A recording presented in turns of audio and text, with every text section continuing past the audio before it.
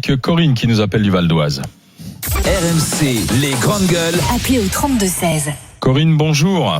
Oui, bonjour les grandes gueules. Qu'est-ce que vous en pensez, Corinne? Alors moi j'ai pris tout de suite mon téléphone parce qu'en fait quand j'ai entendu Marine Le Pen, ces gens politiques qui attirent à eux cette histoire de virus, en fait moi ce qui me met en boule c'est qu'on n'a pas besoin de faire partie d'un Front National ou de ci ou de ça, et on n'a pas besoin de sortir de Saint-Cyr pour se rendre compte que dès fin janvier, dès que on nous a dit comme quoi que le jour de l'an chinois serait interrompu et tout ça, moi je me suis dit tout de suite comme quoi que c'était quelque chose qui va être très important, qui va nous tomber sur la tronche.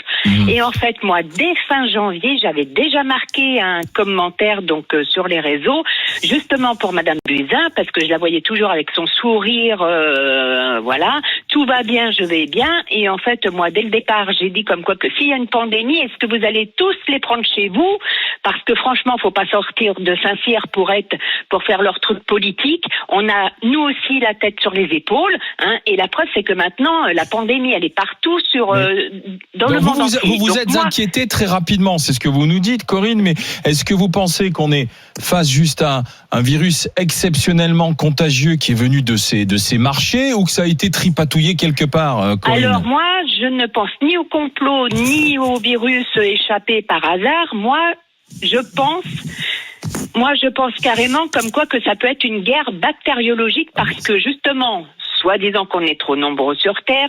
Et excusez-moi, mais pour que ça aille quand même... Non, mais s'il y a guerre, ça veut dire que ça a été fabriqué, je comprends pas. Oui, ça a été fabriqué, mais... il y a certains pays peut-être qui en veulent peut-être à la terre entière, mais je veux dire que pour l'Iran, par exemple en Iran, ça a été jusqu'en Iran. Ouais. En Iran, on n'ouvre pas les portes comme ça aux voyageurs et tout ça. Il y a quand même des pays qui sont quand même relativement fermés.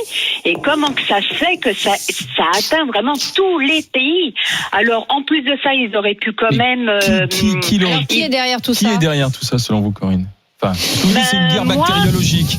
Moi, je me pose qui a déclenché la guerre? Moi, je me pose une question justement sur le plan terroriste, parce qu'on n'entend plus parler du tout ni de Daesh, ni rien, ni de Daesh, ni de quoi que ce soit. Moi, c'est la première chose qui m'est venue à l'esprit. Donc du terrorisme.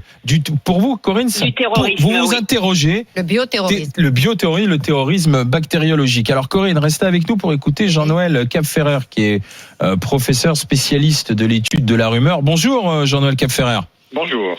Il fallait s'y attendre aussi à ce que toutes les théories soient exposées concernant le Covid-19. Oui, parce on vit un stress et une inquiétude